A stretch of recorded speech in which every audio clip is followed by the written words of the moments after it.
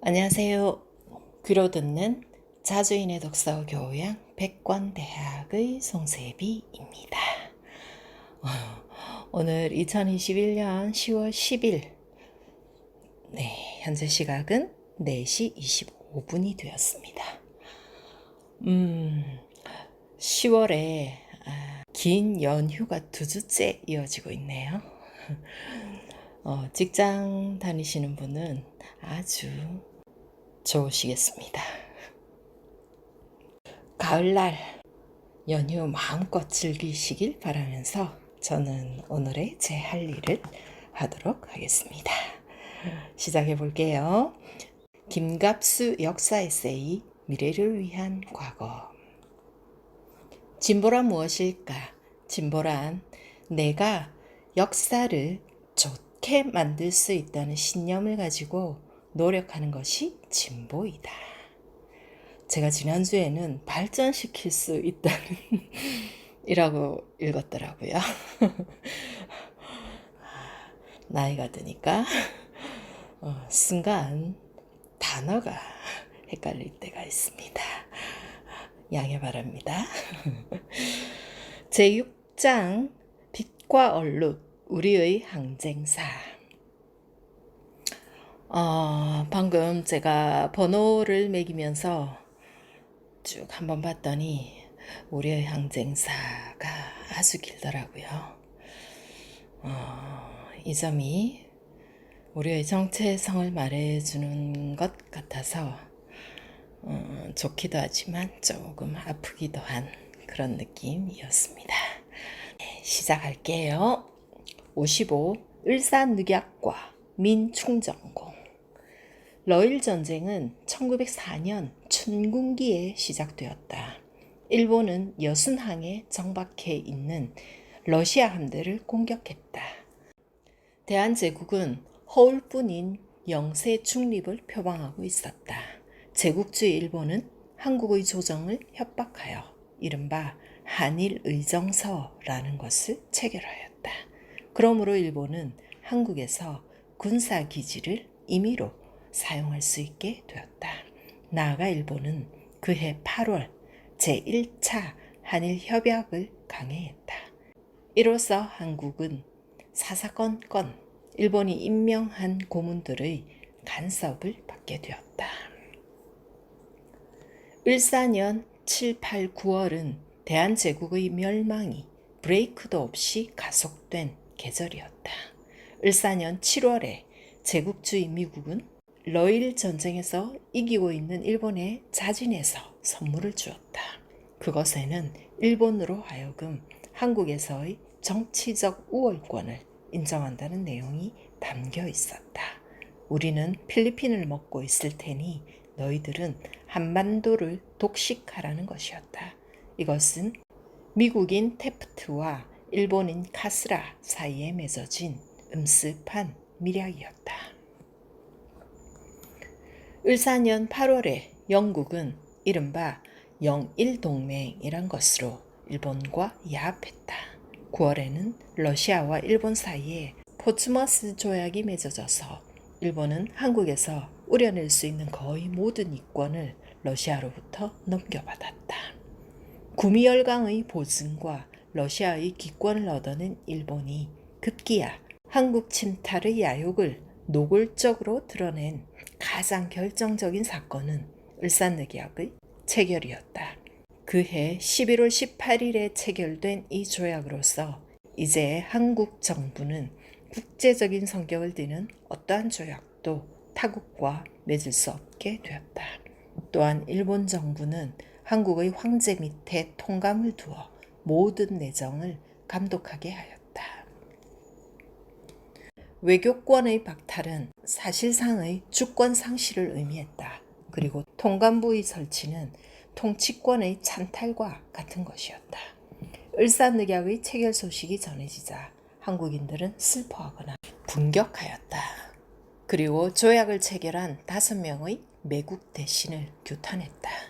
그들은 내부 대신 이지용, 외부 대신 박재순, 학부 대신 이완용, 군부 대신 이근택, 농상공부 대신 권중현 등이었다.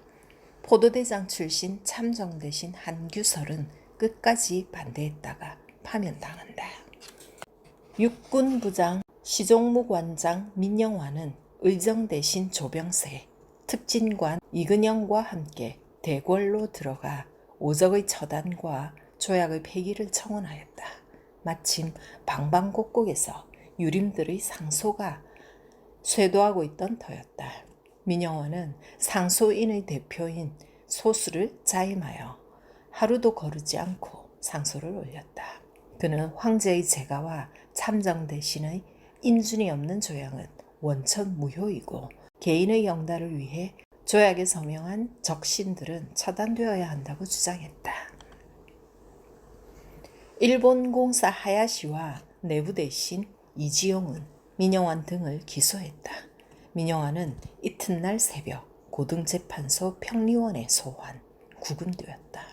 황제의 특명으로 석방된 민영환은 다시 2번에 걸친 절박한 상소를 올렸지만 황제는 응답하지 않았다. 급기야 그는 엄동으로 치닫는 11월 말일 황제와 2천만 동포에게 고하는 유서를 쓴 다음 자신의 명치에 비수를 들이댔다. 그러나 칼이 작아서 한 번에 일을 이루지 못하게 된다. 게다가 피가 손에 묻어 칼이 잘 쥐어지지 않았다. 그는 피적신 손을 벽에 문질러 닦았다. 그러자 끌린 핏자국이 바람벽 여기저기에 남게 되었다. 이상설은 시민들을 모아놓고 민영환의 죽음은 모든 국민의 죽음이라고 외치면서 우리가 슬퍼하는 것은 민영환의 죽음 때문이 아니라 모든 국민의 죽음 때문이라고 말했다. 56. 헤이그 밀사 사건과 이상설. 을사조약의 무효를 선언하고 한국의 주권을 수호하기 위한 고종의 마지막 노력이 시도되었다. 그는 1907년 6월 네덜란드 헤이그 평화회의에 밀사를 파견했다. 고종은 회의가 열리기 2달 전인 4월에 정사 이상설, 부사 이준을 임명하고 그들에게 신임장과 러시아 황제에게 회의 참가 주선을 요청하는 친서를 주어 보냈다. 두 사람은 블라디보스토크와 시베리아를 거쳐 러시아의 수도 페테르부르크에 가서 러시아 황제에게 친서를 전했다. 을사조약 이전 러시아 공사관 석이었던 이위종은 영어, 불어, 노어에 능통한 26세의 젊은이였다. 세 사람이 헤이그에 도착한 것은 1907년 6월 25일이었다. 그들은 26개국 평화회의 의장인 러시아 대표 넬리도프를 만나 황제의 신임장을 제시하고 한국 대표가 회의에 참석하여 을사조약의 무효화를 회의 의제에 상정할 수 있도록 조치해 줄 것을 요구했다. 일본은 현지에서 즉각 회의 참석 방해 공작을 펴는 한편 국내에서는 고종을 연금하여 책임 추궁에 들어갔다. 러시아 대표는 주최국 네덜란드에 책임을 전가했고 네덜란드는 을사조약은 각국 정부가 이미 승인했으므로 한국에는 외교권이 없다는 이유를 들어 한국 대표의 참석과 발언을 거부하였다. 구미어에 능통한 청년 문장가 이위종은 각국의 언론인들에게 조국의 비통한 실정을 알리는 절박한 호소문을 영, 불, 노어로 각각 만들어 배포하면서 직접 연설도 감행했다. 이위종의 경문과 연설은 각국의 흥미와 관심을 삽시에 얻어냈다. 감동받은 각국 대표들은 한국의 입장을 동정한다는 결의문을 박수로 채택했고 한국 대표의 연설 문화는 헤이그 신보에 보도되어 국제 여론을 환기하는 데 어느 정도 기여했다. 그러나 구체적인 정치적 성과로 연결되지는 않았다.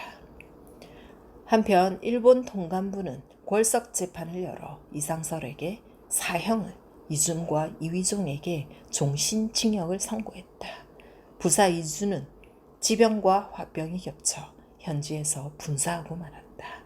그는 일본의 미움을 사 평리원에 기소되었을 때 황제가 특사로 석방시킨 적이 있었다.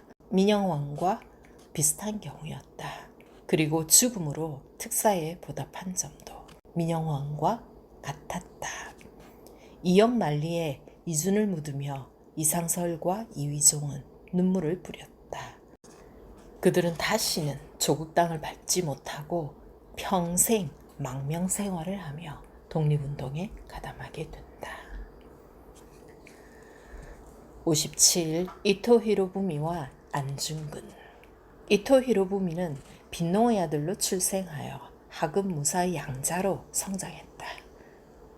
그는 어린 시절 촌숙에서 교육을 받았고 젊은 나이에 미국에 가서 연수를 받았다.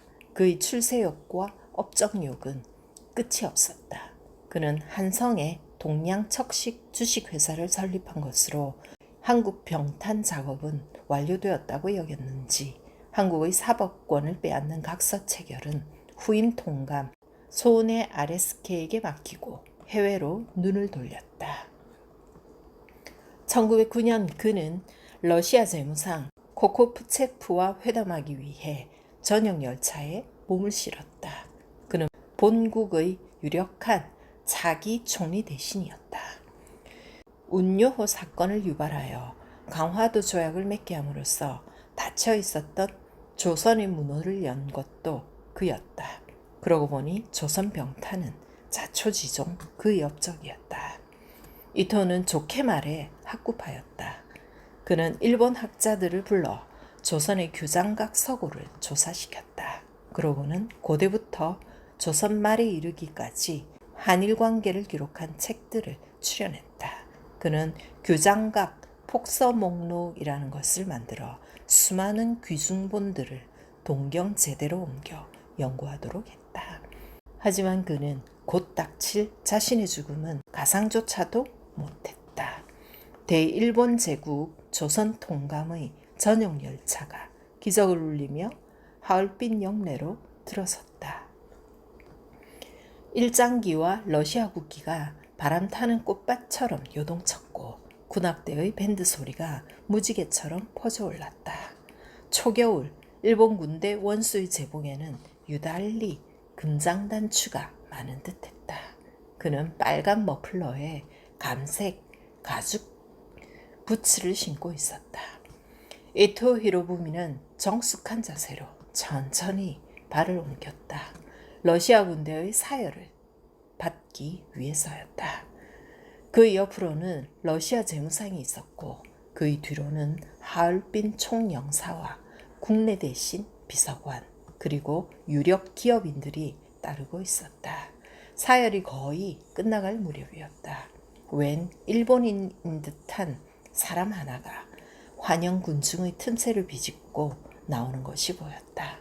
하지만 그의 움직임은 너무도 태평하고 느렸기에 누가 보아도 그것은 그저 조금 앞으로 나와 통감각하의 얼굴을 좀 잘 보려고 하는 것 이상이 될 수 없었다. 이토가 사열의 마지막 병사에게 먼 발치서 눈길을 주고 돌아서려던 순간이었다. 아까 일본인이라고 생각했던 청년이 권총을 뽑아든 모습을 경호 군인이 얼핏 보았는가 싶었는데 이내 통감이 쓰러지는 동시에 총성이 사람들의 고막을 때렸다. 안중근은 사수 중의 명사수였다.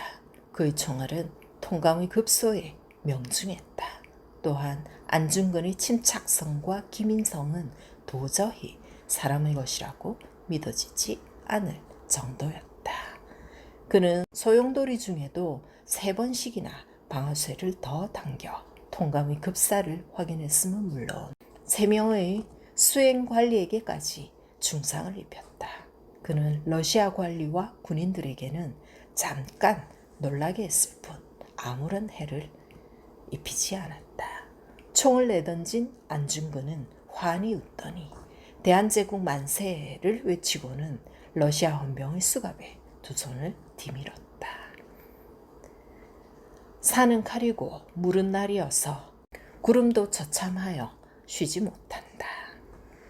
폭력에 유린되는 조국을 이렇게 표현했던 안중근은 자신이 이토우를 죽인 이유를 15개나 법정에서 제시하면서 죽는 날까지 의연함을 흐트러뜨리지 않았다.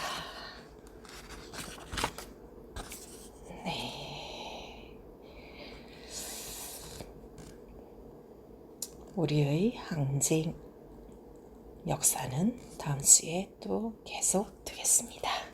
한 주간 잘 지내시고 다음 주에 뵐게요. 안녕히 계십시오.